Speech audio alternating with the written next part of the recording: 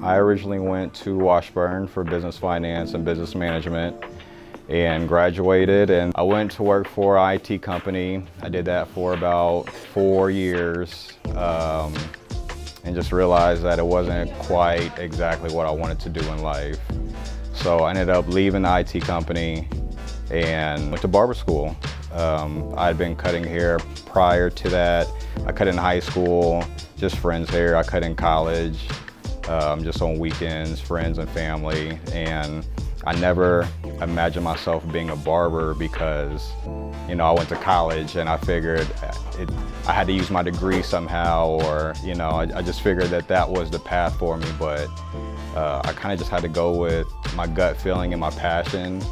And I just figured, even if I don't make tons of money, as long as I'm doing my passion and I can do something that I enjoy doing, then that's what I need to do. So yeah, I left the IT job, I went to barber school, and I've enjoyed it ever since. Luckily, I had a very supportive wife. I mean, she supports me in whatever I do.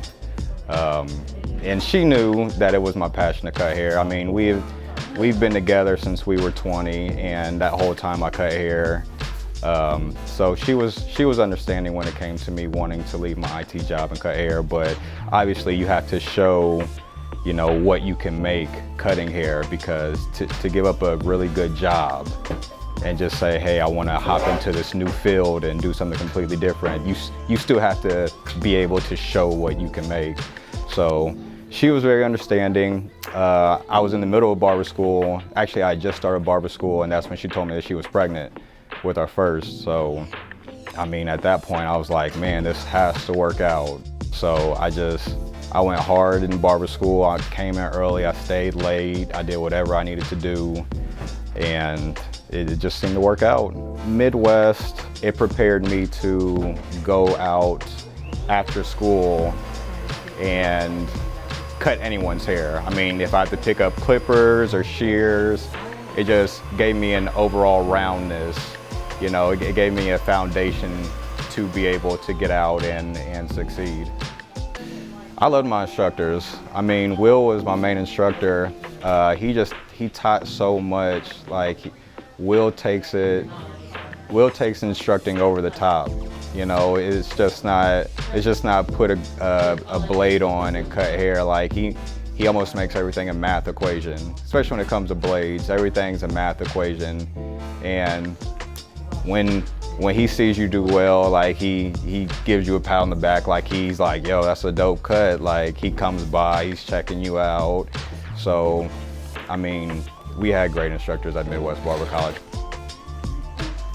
So, just to compare the two, I would say working a 9-to-5, especially in the IT field, you don't have any, myself, I didn't have any fulfillment. You were never done, you were never finished. It was always like the next project, or projects that would never even get complete, that would just get put on the back burner. You never got a sense of accomplishment doing it. And it wasn't my passion, so it wasn't something that I wanted to work on the side. I didn't want to learn more about it on the side because I didn't have passion into it. So when I became a barber, I had so much passion into it, and I still do, obviously, that, you know, I'll work on days off, or I'll get online and study new techniques. If you have a desire to go to barber school, or even if you just want to see what it's about, I would definitely recommend Midwest Barber College. They have great instructors. You're going to see tons of different hairstyles, haircuts. People are going to be coming in and out of the door. You're going to meet people. And for young people, I mean, if you don't know what you're going to do after high school, I would recommend, don't go directly to a normal college and get in debt and pay tons of money, and you may not be able to recoup it. Go and get a trade and be able to hit the ground working and making money, and barbering is one way to do that.